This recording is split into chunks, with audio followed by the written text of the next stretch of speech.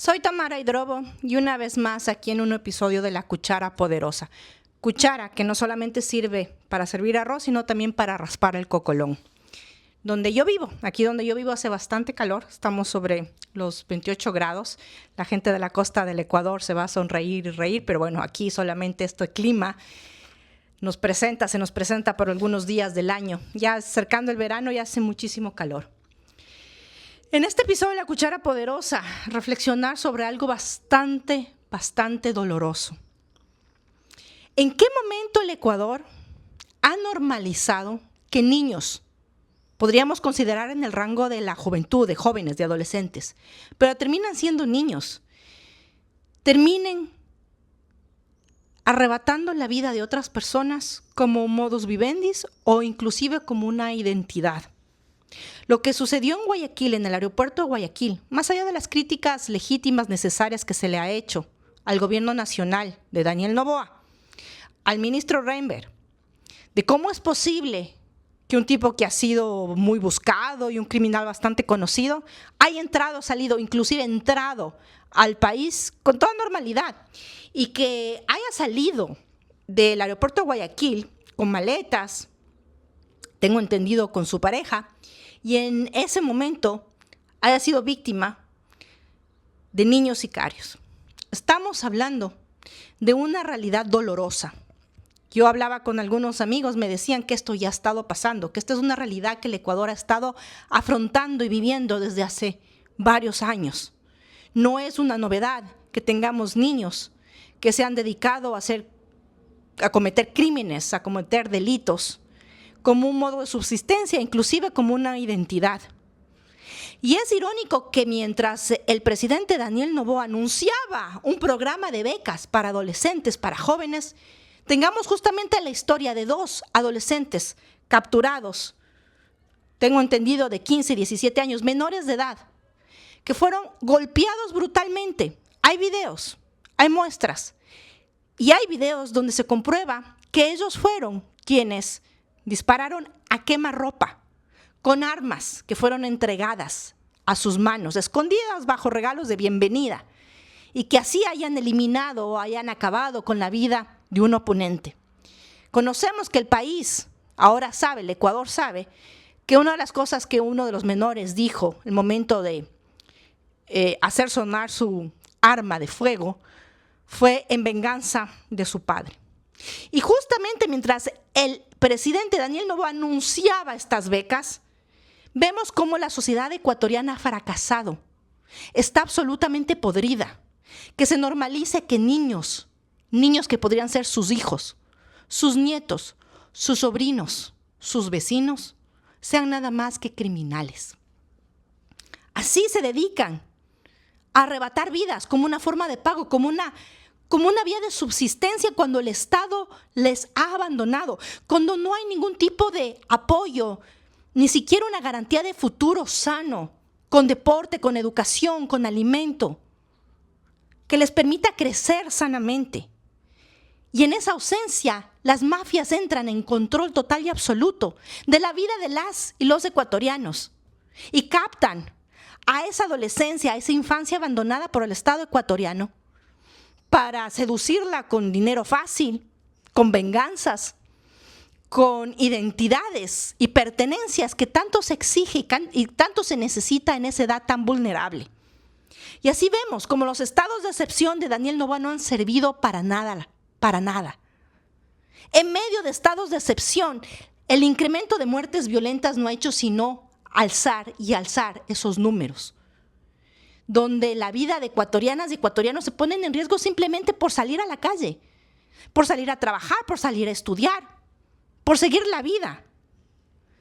Un Estado que no ha hecho absolutamente nada tiene como consecuencia que tengamos ahora que llorar lágrimas de sangre al saber y a conocer y al comprender una realidad de la cual a mí dolorosamente presiento que va a ser muy difícil de salir. Normalizar que un Estado esté absolutamente podrido, que su presencia gubernamental de garantía de derechos no exista, donde se normalice que jóvenes, niños, que deberían estar jugando fútbol, que deberían estar pasando exámenes, que deberían estar pensándose qué futuro, qué carrera seguir, qué estudio seguir, a dónde llegar, cómo aportar al país, tengan como solución o como respuesta a su vivencia, a su existencia, nada más que la violencia, y que la única forma de salir adelante o de buscar cómo llenar la olla en medio de la pobreza, de las violencias y del abandono social, cultural y gubernamental y estatal del Ecuador, no tengan sino como única alternativa entregarse a la violencia, ser cooptados por mafias que terminan usándolos, manipulándolos para que cometan estos crímenes atroces. Lo que vive el Ecuador es el total ejemplo de la exclusión, de la pobreza, de cómo la delincuencia se ha vuelto una profesión, cómo ser criminal es algo que se avala, se acepta y se busca, sobre todo por la juventud que quiere, o las jóvenes o los jóvenes que quieren acceder a estos lujos, a estas referencias materiales para poder avalarse y para poder sentirse alguien, para poder sentir que tienen algo. Y terminan involucrados en crímenes, en delitos.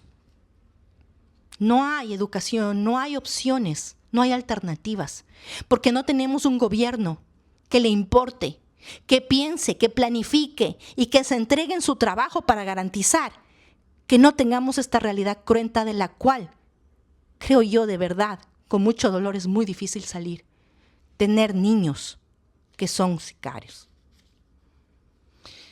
Ramiro Aguilar Torres, el día de hoy, que estamos jueves, permíteme, ustedes saben que yo nunca edito mis videos. Estamos jueves 19 de junio, mientras grabo este video.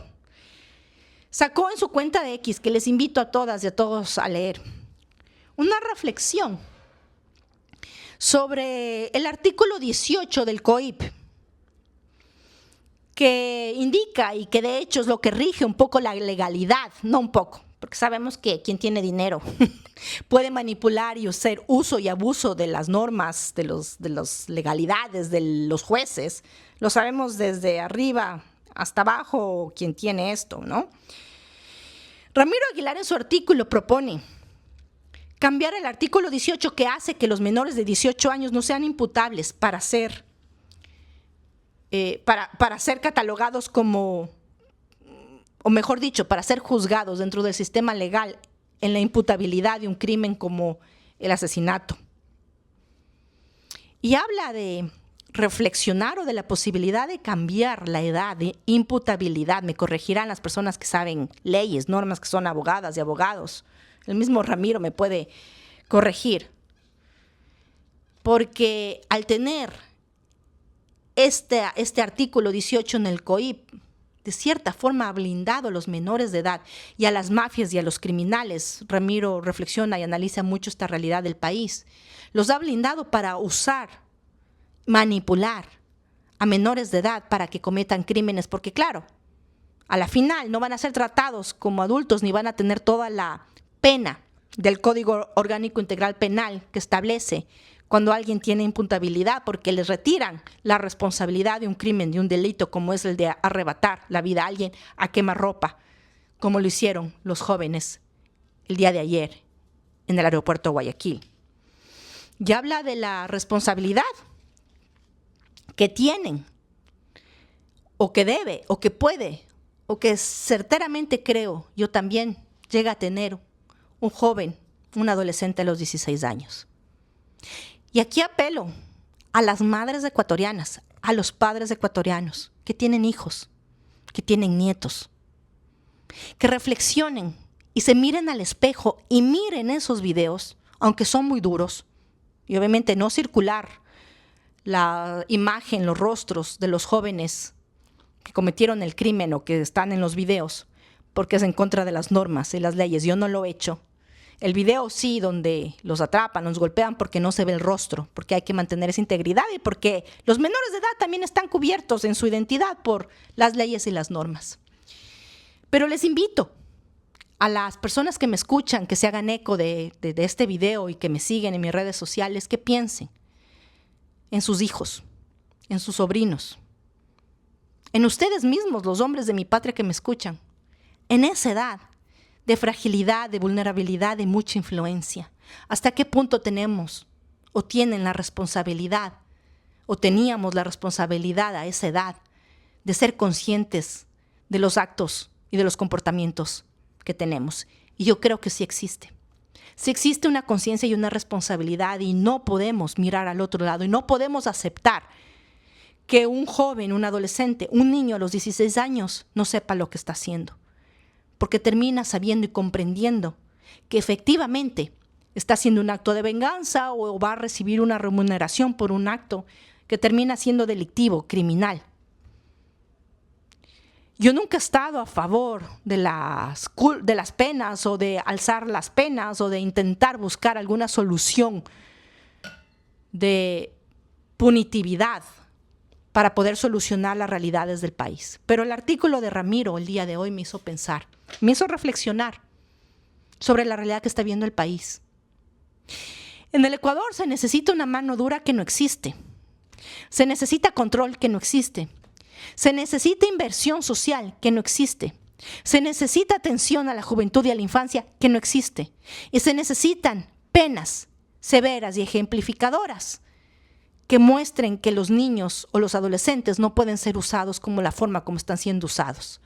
Al no tener imputabilidad me podrán corregir después que los niños o menores de edad salen libres. Voy a tomar un poquito de agua, no voy a editar este video, pero de verdad hace mucho calor. Y al hablar de corrido, necesito un poco hidratarme, más allá de los 28 grados que hacen por acá y la humedad. Pero les decía,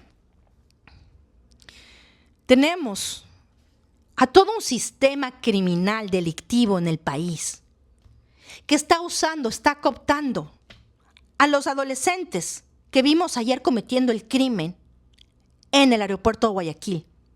A esta persona que fue muy buscada y que después el ministro Reinberg y el gobierno de Daniel Noboa casi que dijeron que menos mal que sabían que le seguían el rastro, que no, mentira, ¿no? Porque quien tenía mejor rastro de ese criminal, de esa baja, como llaman a las vidas humanas, eran los mismos sicarios o los mismos directores de esos jóvenes y no el gobierno y no el Estado ecuatoriano, que debió haber intervenido para que se evite ese crimen y ese delito. Y cuando interviene el gobierno nacional a través de Fiscalía y Policía fue para golpear a esos menores de edad, para prenderlos, arrestarlos.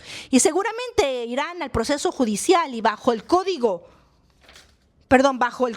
y el artículo 18 que tenemos, saldrán libres porque el uno al menos es menor de edad, ambos son menores de edad, pero el uno tiene 15 años y al no ser imputable saldrá o será tratado como un menor de edad, mientras que el de 17 años igual.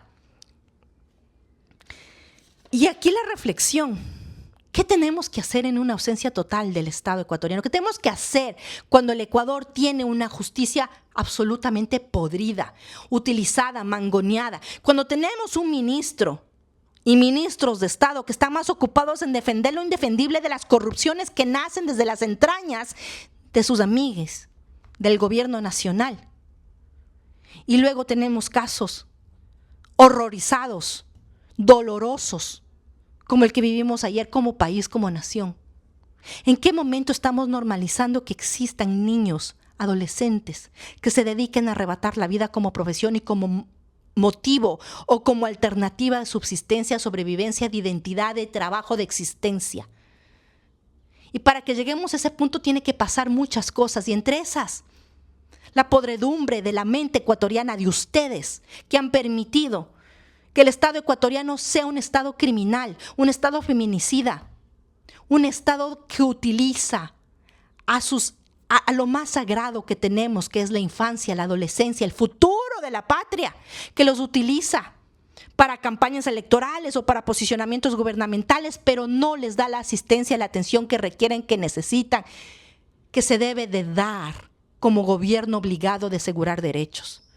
Y que ha cedido territorio y ha cedido todo para que exista la realidad en el Ecuador de que tenemos niños y adolescentes que se dedican como subsistencia, como modo de vida, como identidad, no la de hacer pertenecer a la selección nacional de fútbol o hacer deporte o llegar a representar al país en las Olimpiadas o de hacer ciencia o de estudiar medicina y atender a la sociedad. No.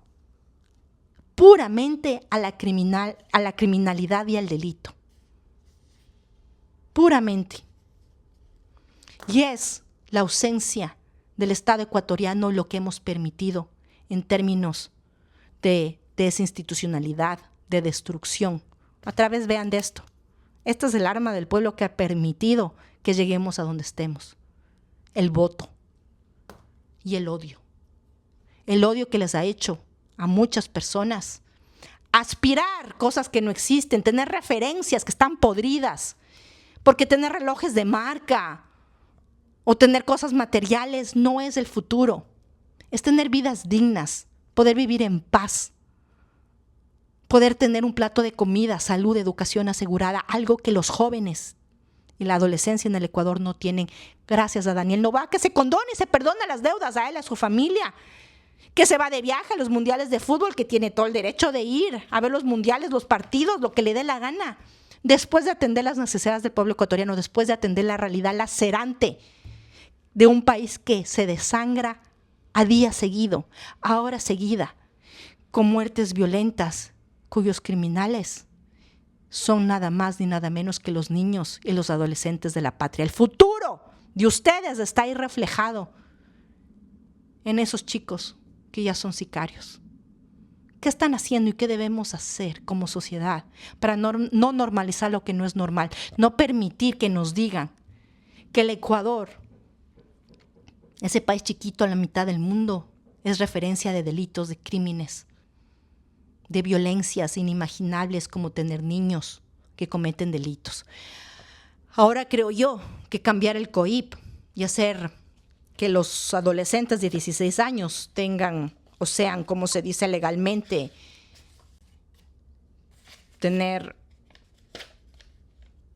imputabilidad, ser imputables en los crímenes, sea una solución, pero frente a un gobierno que no hace más nada que ignorar y mirar al otro lado y mirar las comodidades y las vanidades del señor Julio José Neira, ahí dando broncas inservibles mientras madres lloran a sus hijos que están presos, golpeados por haberse convertido en criminales, y mientras el Ecuador impávido mira cómo se va la destrucción, cómo se hunde en la podredumbre.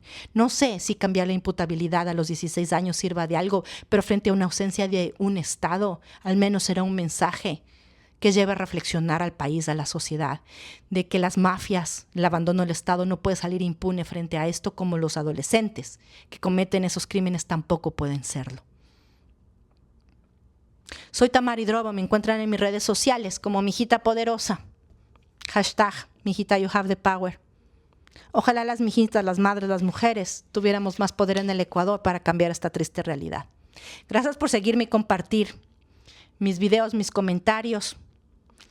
Lo único que quiero que sepan es que desde el dolor como madre y la preocupación como ecuatoriana, me desespera ver tanta pasividad, tanta impavidez en un país que cada día se hunde en su propia desgracia, gracias al odio, a la ignorancia y al queme-importismo. Este fue otro capítulo de La Cuchara Poderosa para nunca más callar. Nos vemos la próxima.